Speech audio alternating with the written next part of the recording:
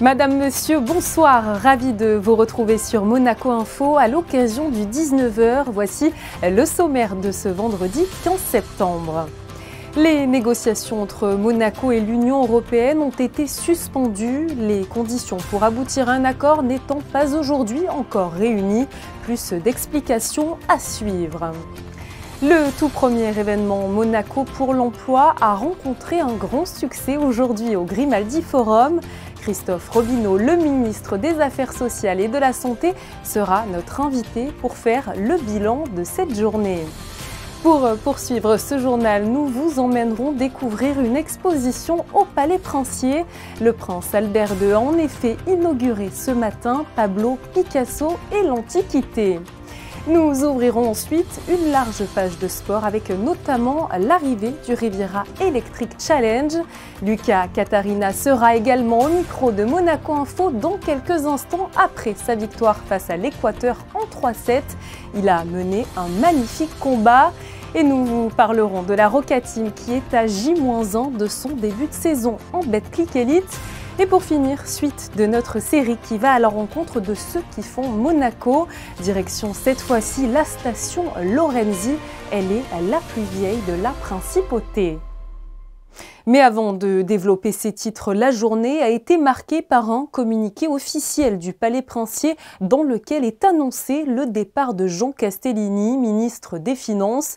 Il quitte donc ses fonctions. Plus d'informations avec Sandrine Nègre. Bonsoir. Bonsoir Julia, bonsoir à tous. Oui, effectivement, cette fin de semaine est marquée par un mouvement au sein du gouvernement. Jean Castellini n'est plus depuis ce 15 septembre à la tête du département des finances et de l'économie. Dans ce communiqué du Palais Princier, le prince Albert II remercie Jean Castellini pour son dévouement et sa loyauté au sein de son cabinet, de la commission de contrôle des activités financières, puis au sein de son gouvernement. Le chef d'État monégasque rend hommage aux nombreuses actions menées par Jean Castellini, hommage aussi à ses qualités professionnelles et humaines. Jean Castellini aura passé près de 18 ans à servir fidèlement le souverain et le gouvernement. Sur ces 18 ans, 11 ans au poste de conseiller de gouvernement ministre des Finances et de l'économie. Et ce départ, vous l'imaginez, implique aussi une arrivée à ce poste. Marco Piccinini succède à Jean Castellini. Il occupait d'ailleurs ce poste de 2011 à 2012. Dans le communiqué du Palais Princier, Marco Piccinini est décrit comme une personnalité monégasque respectée dans le domaine de l'économie et des finances. Il est également écrit, je cite, qu'il dirigera les efforts visant à renforcer la position économique de Monaco sur la scène mondiale et à promouvoir un environnement favorable à la prospérité et l'innovation. Je vous en ai parlé en titre, c'est l'autre information importante à retenir aujourd'hui, celle de la suspension des négociations pour aboutir à un accord entre Monaco et l'Union européenne. Pourquoi cette décision a-t-elle été prise, Sandrine ? Une décision qui est intervenue jeudi à Bruxelles au terme d'un échange franc et cordial. Un échange entre le vice-président exécutif de la Commission européenne, Maroš Šefčovič, et une délégation monégasque conduite par Isabelle Béraud Amadei, conseillère de gouvernement, ministre des Relations extérieures et de la coopération. Les participants ont reconnu que les conditions pour aboutir à un accord n'étaient pas aujourd'hui réunies. Il y a impossibilité de concilier les exigences de l'Union européenne avec les lignes rouges fixées par le prince Albert II, comme le maintien des conditions actuelles de vie, de travail et de logement des Monégasques et des résidents en principauté. Les relations et les liens qui unissent Monaco et l'Union européenne ne vont bien évidemment pas s'arrêter avec la suspension de ces négociations. La principauté et l'Union européenne ont d'ailleurs rappelé l'importance d'approfondir les échanges déjà existants dans de nombreux domaines. Merci beaucoup à vous Sandrine pour toutes ces explications et justement à ce sujet, Michel Barnier, ancien ministre et ancien commissaire européen en charge du marché intérieur, nous a accordé une interview.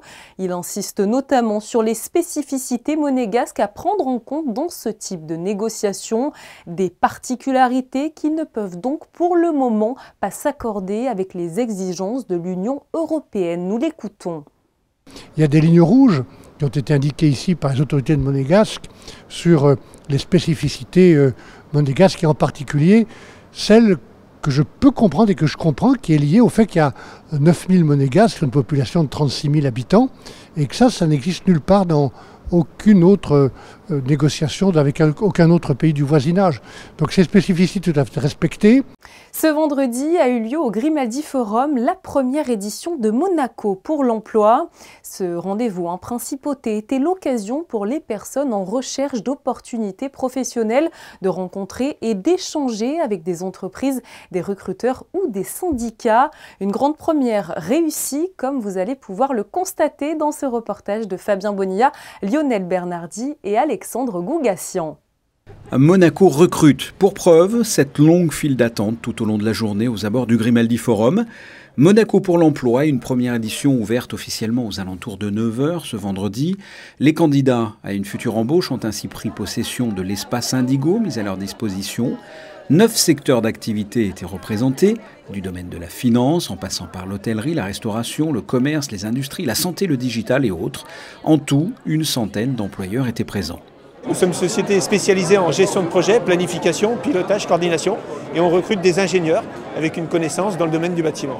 C'est difficile de recruter sur Monaco. Actuellement, on a entre 2 et 3 postes à pourvoir pour travailler sur des gros projets de construction sur Monaco. Beaucoup de commerces de rue ont besoin de vendeuses, ont besoin de personnes qualifiées aujourd'hui dans les magasins pour l'accueil de la clientèle, l'accueil du tourisme en principauté, avec une certaine qualité, avec différentes langues obligatoires aujourd'hui pour pouvoir justement accueillir toujours bien ces touristes, cette population qui vient en principauté. Chez Monaco Télécom, on recherche peu de personnes, mais avec des profils très identifiés. Donc on recrute en ce moment à peu près 15 personnes, allant de l'ingénieur télécom, ingénieur infrastructure, jusqu'au conseiller clientèle, conseiller boutique. Donc c'est vraiment, les métiers sont très larges. Au cours de cette journée d'échange, des corners ont été mis en place en fonction des secteurs d'activité ou pour des rencontres formelles entre les employeurs et les candidats. Je suis là pour chercher un emploi. Actuellement, je suis en conversion professionnelle, donc je vois un petit peu les postes. J'ai vu l'annonce sur Facebook, donc j'ai saisi l'occasion. Et qu'est-ce que vous recherchez ? Là, actuellement, je suis plus dans le social, donc j'aimerais continuer. C'est pour ça que je vais essayer sur le centre hospitalier Princesse Grasse. Et puis je vais après faire le tour, voir potentiellement d'autres débouchés possibles. Je suis sortie d'études d'animation et de réalisation 3D. Du coup, je vais faire un tour et je vais découvrir s'il y a de l'emploi pour moi. Voilà. Un pôle coaching a également été mis en place, assuré notamment par le service de l'emploi, la direction des ressources humaines et de la formation de la fonction publique ou encore les caisses sociales de Monaco. Tous ont pu donner des conseils aux candidats dans leur recherche d'emploi. Face à cette affluence, une seconde édition devrait être organisée à la fin de l'hiver, probablement en mars. En attendant, si vous n'avez pas pu vous y rendre, vous pouvez encore transmettre votre CV par mail à monacoemploi@gouv.mc. Et pour en savoir plus sur le succès de ce tout premier forum, nous retrouvons tout de suite le ministre des Affaires sociales et de la Santé. Bonsoir Christophe Robineau. Bonsoir Julia. Merci beaucoup d'être présent sur notre antenne pour nous parler donc de l'événement Monaco pour l'emploi. Alors on vient de voir sur notre antenne un reportage sur tout ce qui s'est déroulé aujourd'hui au Grimaldi Forum. De votre côté, quels sont vos premiers ressentis autour de ce forum pour l'emploi ? C'est une grande satisfaction. Parce que c'est une première édition, c'était un galop d'essai. On se posait la question du succès de cette formule. Et quand je vois la file d'attente sur le boulevard du Larvoto, je me dis que l'idée était bonne et qu'on a bien fait de la réaliser. Justement, pourquoi le gouvernement princier a voulu organiser ce nouveau rendez-vous pour l'emploi en 2023 ? C'était une nécessité, selon vous ? Une nécessité... Pas forcément, mais en tout cas, quelque chose qui nous paraissait être utile. Aujourd'hui, la concurrence sur l'emploi est extrêmement importante. Tout le monde est en recherche d'emploi. Je parle notamment des employeurs qui n'arrivent pas à boucler leurs équipes. Certains secteurs d'activité ont été délaissés par les salariés parce que jugés trop pénibles, trop contraignants.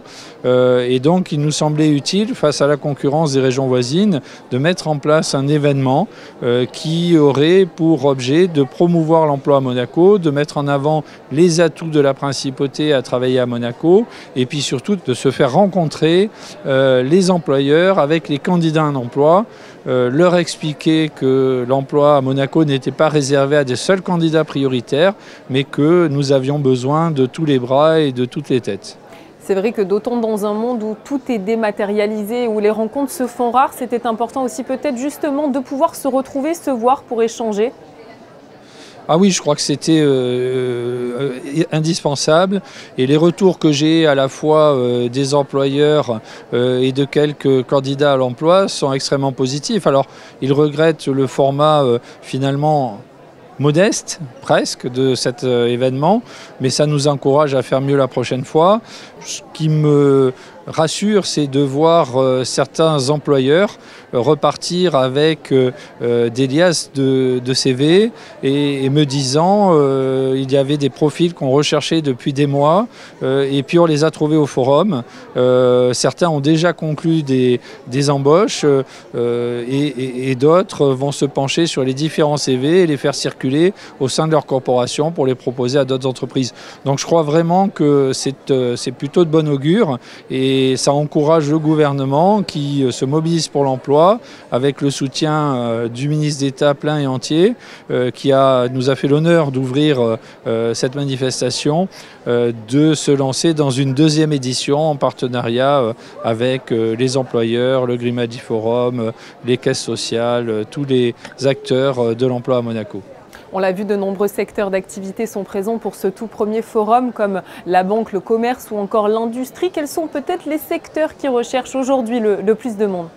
Je crois que tout le monde recherche du monde. Certains secteurs, évidemment, comme la restauration, l'hôtellerie, le bâtiment, la santé, recherchent énormément de monde, toujours en recherche de nouvelles candidatures, et j'ai pu échanger avec les responsables d'établissements de santé par exemple qui me disaient on a même trouvé un pharmacien pour notre établissement, certains professionnels du bâtiment qui recherchaient des artisans en ferronnerie, en différentes professions qui n'étaient plus tellement présentes sur le marché de l'emploi, ont des candidatures intéressantes. Finalement, du côté des employeurs, tout le monde est satisfait, même si ceux qui au départ se posaient la question du bien fondé de cet événement. Merci beaucoup à vous, Christophe Robineau, d'avoir été présent ce soir à nos côtés pour nous parler donc du tout premier forum de l'emploi à Monaco. Merci à vous, Julia. À présent, nous vous emmenons découvrir une exposition inédite qui se tient actuellement au Palais Princier. Elle s'intitule « Pablo Picasso et l'Antiquité » et fait partie de la collaboration internationale qui marque le 50e anniversaire de la mort de l'artiste. Le souverain a inauguré cette exposition ce vendredi matin. Le reportage de Christine Datomel et de Hugo Comassa. Incontestable protagoniste de l'art moderne, Pablo Picasso s'est intéressé tout au long de sa carrière à l'héritage des cultures antiques, grecques et romaines. C'est à la fin du XIXe siècle qu'il découvre les œuvres de l'art classique, et c'est en visitant les sites archéologiques de Pompéi, de Naples et de Rome en 1917, alors que la Première Guerre mondiale ravage l'Europe, que Pablo Picasso s'intéresse tout particulièrement de près à l'art de l'Antiquité gréco-romaine. Une exposition qui dévoile donc des œuvres inédites et peu connues de Picasso et qui met en lumière les voies radicales empruntées par l'artiste pour repenser l'héritage du monde classique à travers les sujets, le style et les matériaux, rejetant ainsi le dogmatisme et la vision idéalisée de la tradition académique. Il y a un certain nombre d'œuvres qui relatent cette passion qu'avait mon grand-père pour l'Antiquité, pour le classicisme, et qui sont des œuvres assez touchantes parfois, d'hommes regardant une femme, de mères avec un enfant, et qui retracent un petit peu très brièvement, mais avec beaucoup d'intérêt, son attachement à ses racines méditerranéennes, puisque l'Antiquité se passe là, sous nos pieds. Et Picasso a beaucoup apprécié cette ville, cette région, le sud où il a vécu. Pablo Picasso et l'Antiquité offrent donc un théâtre à la pensée de Picasso sur la survie, sur la lisibilité et la malléabilité des artefacts anciens, par-delà les soubresauts de l'histoire et de la dégradation des objets. Une exposition qui explore aussi les thèmes de la ruine et du déclin, mais aussi ceux de la résilience et du renouveau. Une exposition que vous pourrez visiter jusqu'au 15 octobre au Palais Princier. Nous avons par ailleurs appris ce matin le décès de Fernando Botero à l'âge de 91 ans. L'artiste célèbre pour ses personnages aux formes voluptueuses avait vécu durant plusieurs années en principauté et avait même un atelier d'artistes. Plusieurs de ses statues sont d'ailleurs édifiées dans les jardins de la principauté. Toutes nos condoléances à sa famille et à ses proches. Coup de projecteur pour poursuivre cette édition sur un rallye pas comme les autres. Il s'agit du Riviera Electric Challenge, une épreuve qui veut promouvoir l'électromobilité. La remise des prix s'est déroulée jeudi soir, place du Palais. Frédéric Elion et Lionel Barnardi y étaient. Reportage. Ils ont porté pendant 2 jours le flambeau de la mobilité électrique. Le 9e Riviera Electric Challenge a rassemblé 26 équipages cette année. Le départ a été donné mercredi matin de Cagnes-sur-Mer pour une arrivée jeudi soir place du Palais avec une cérémonie de remise des trophées en présence du prince Albert II. 405 km au total pour cette épreuve qui traverse 3 pays, la France, l'Italie et Monaco. Un rallye pas comme les autres, avec un esprit bien particulier. C'est d'essayer à travers une compétition qui n'est pas une compétition de vitesse, mais essentiellement des épreuves de régularité, de consommation, etc., de sensibiliser les territoires à traverser à la nécessité inéluctable de se déplacer vers une mobilité qui soit une mobilité non carbonée. Et les mentalités ont déjà bien changé. Il y a 9 ans, au début du projet, les voitures électriques n'existaient quasiment pas. Aujourd'hui, l'électromobilité a la cote en principauté avec un parc automobile qui évolue progressivement. Le volume de véhicules thermiques diminue, tandis que celui des voitures électriques augmente. Ce rallye n'est pas qu'une épreuve de vitesse pure, puisque l'éco-conduite est l'une des clés. Le but, c'était effectivement de rouler, mais en consommant le moins possible la batterie de la voiture. Et puis, il y avait l'épreuve d'aujourd'hui où là, le but, c'était de respecter des vitesses moyennes, donc en tout point des zones de régularité. Donc, il fallait qu'on soit le plus proche de cette vitesse moyenne. Un rallye qui est là pour promouvoir la mobilité douce électrique, remporté par une équipe de la MTE, c'est un beau symbole aussi, non? Une des missions de la MTE, c'est justement de promouvoir la mobilité électrique. On installe, avec les autres services du gouvernement, des bornes de recharge en voirie, en parking public aussi. Donc effectivement, c'est un beau clin d'œil qu'on fait à notre équipe. Et pour le 10e anniversaire du challenge l'an prochain, l'arrivée se fera à Cagnes-sur-Mer. Une folle première journée de Coupe Davis sur les cours du Monte Carlo Country Club ce vendredi. Après les 2 premiers simples, Monaco et l'Équateur sont à égalité un partout. Après la défaite de Valentin Vachereau en 3-7 et plus de 3 heures de match, Luca Catarina a ramené les Monégasques à hauteur après un superbe combat. Et là aussi, une victoire en 3 manches, 6-3, 3-6, 7-5. Je vous propose d'ailleurs d'écouter Luca Catarina après son match. Il est au micro de Laurent Orsini. C'était vraiment très très dur, hein. Je vois que là physiquement tu es allé au bout de toi-même. Raconte-nous un petit peu ce match, par quoi tu es passé, par toutes les émotions, aussi bien tennistiques, physiques ou mentales. Oui, bien sûr, c'était très dur. Je savais que ça allait être un match très difficile contre un adversaire qui est mieux classé avec moi, plus expérimenté. J'arrive un peu de nulle part parce que j'ai pas joué tout l'été dû à des problèmes physiques. Donc voilà, on a fait le maximum pour que je sois au moins apte à jouer ce week-end. Après, j'y croyais au fond de moi. Voilà, j'avais pas peur, je savais que je pouvais aller l'embêter. Et la Coupe Davis continue demain sur notre antenne avec le double et au moins le premier simple à suivre donc en direct. Du côté du basket, fini la pré-saison, la Roca Team retrouve le championnat avec la première journée de Betclic Elite samedi soir. Pour en parler, notre expert basket Frédéric Elion. Bonsoir Frédéric. Alors peut-on dire que les choses sérieuses commencent demain ? Bonsoir Julia, effectivement la défense du titre de champion de France débute demain soir avec un premier match de Betclic Elite sur le parquet de Limoges. Après le traditionnel camp de pré-saison à Bormio, puis la Gloria Cup à Antalya, où la Roca Team a pu disputer 5 rencontres amicales pour un bilan de 4 victoires et 1 défaite. Monaco dispute son premier match officiel de la saison à Beaublanc samedi. Non, ça sera vraiment pas facile d'aller gagner là-bas. On sait à quel point c'est dur de jouer là-bas avec l'atmosphère à Limoges qu'on connaît. De plus, on a une préparation qui a été assez difficile. Quelques blessés, quelques malades aussi. Derrière, nous, l'équipe, on s'est rejoint que depuis hier, donc peu de temps de préparation. La Roca Team avait dû annuler son dernier match amical en Turquie face à l'Anadolu Efes Istanbul à cause du nombre trop important de blessés ou malades. Depuis le retour en principauté, les joueurs ont repris le chemin de l'entraînement. Donatas Motiejunas n'avait toujours pas rejoint l'équipe hier.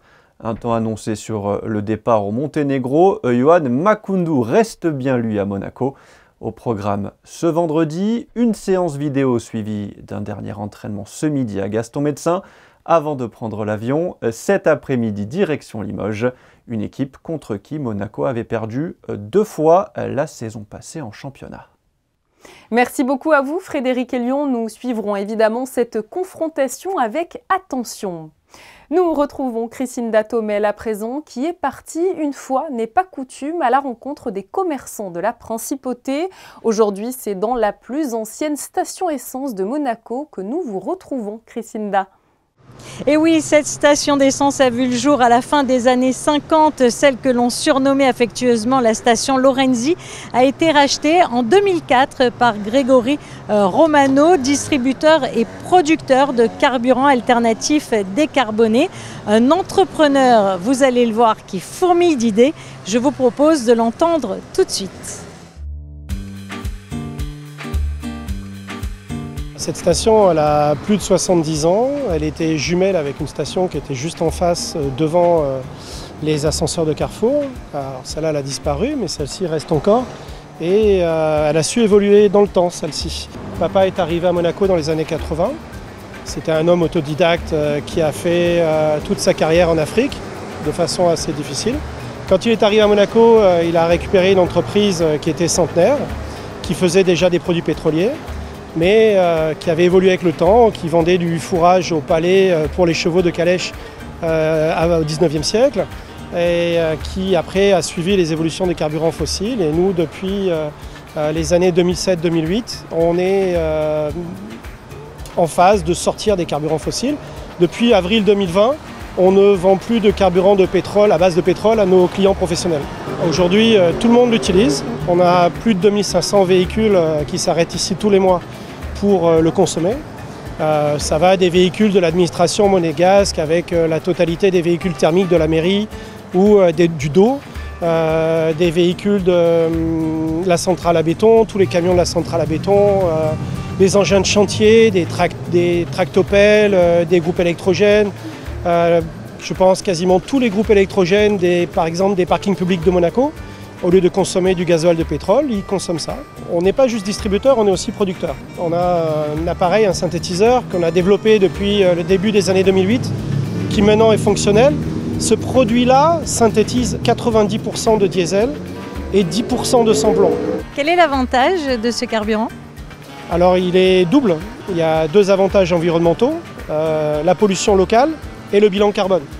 Le bilan carbone est quelque chose d'assez diffus, il dépend de la chaîne totale de fabrication et de distribution. Et on baisse ce bilan carbone, de 92% en moyenne en ce moment. Et ensuite, il y a les polluants locaux. Donc baisse des particules fines, baisse de l'oxyde d'azote, totalité baisse du soufre. C'est un carburant qui n'est pas du tout soufré, à l'inverse des carburants fossiles qui eux sont soufrés, ils ont des métaux lourds, ils ont des produits cancérigènes. Il est non cancérigène, il est biodégradable. Si j'en renverse dans la nature, En 30 jours, il n'y en a plus. Il est non toxique. Par exemple, pour le milieu marin, c'est juste fantastique. Cet été, on a fait une 30aine de yachts. Vous étiez venu nous filmer, Monaco Info. On a fait un yacht qui s'appelle le Langoustine à Cap d'Aille, qui est un yacht qui a une quinzaine d'années. Il est entièrement décarboné avec un carburant qui est 100% biodégradable. Demain matin, ce yacht, j'espère pas, coule. Ce qu'il a dans ses soutes n'est pas un problème. Et puis la station, bien sûr, continue de regorger de projets. Alors, prochain objectif, poursuivre la mise en place de micro-synthétiseurs pour recycler les déchets en circuit ultra court. Et également la création de barges d'avitaillement de carburant durable pour le secteur de la plaisance, afin de le rendre accessible à Monsieur Tout-le-Monde. Et le PDG de la station, Grégory Romano, participera la semaine prochaine au concours Smart Marina, organisé les 24 et 25 septembre au Yacht Club de Monaco. La Formule 1 continue ce week-end avec le 15e Grand Prix de la saison sur le circuit de Marina Bay à Singapour. Charles Leclerc a d'ailleurs dévoilé sur son compte Instagram plusieurs photos de son arrivée en Asie. Demain, dans votre 19h, nous reviendrons sur les premiers résultats de ce très exigeant Grand Prix. Le départ de la course sera, lui, ce dimanche 17 septembre à 14h. Comme chaque soir, nous faisons un point complet sur vos prévisions météo. Alors, quelle est la tendance pour ce samedi 16 septembre? Frédéric, bonsoir. Bonsoir Julia, changement radical puisqu'après le grand soleil et la chaleur de vendredi, le temps sera instable samedi avec des nuages et des averses possibles tout au long de la journée. Les températures seront comprises entre 21 et 25 degrés samedi 16 septembre. N'oubliez pas de souhaiter une bonne fête à toutes les Édith. Je vous propose de refermer ce journal avec les clichés de Stéphane Dana. Il a participé à la cérémonie inaugurale de la Coupe Davis sous le soleil évidemment éclatant de la principauté. C'est la fin de cette édition. Merci comme toujours pour votre fidélité. On se retrouve demain pour une nouvelle édition. En attendant, passez une très bonne soirée sur notre antenne.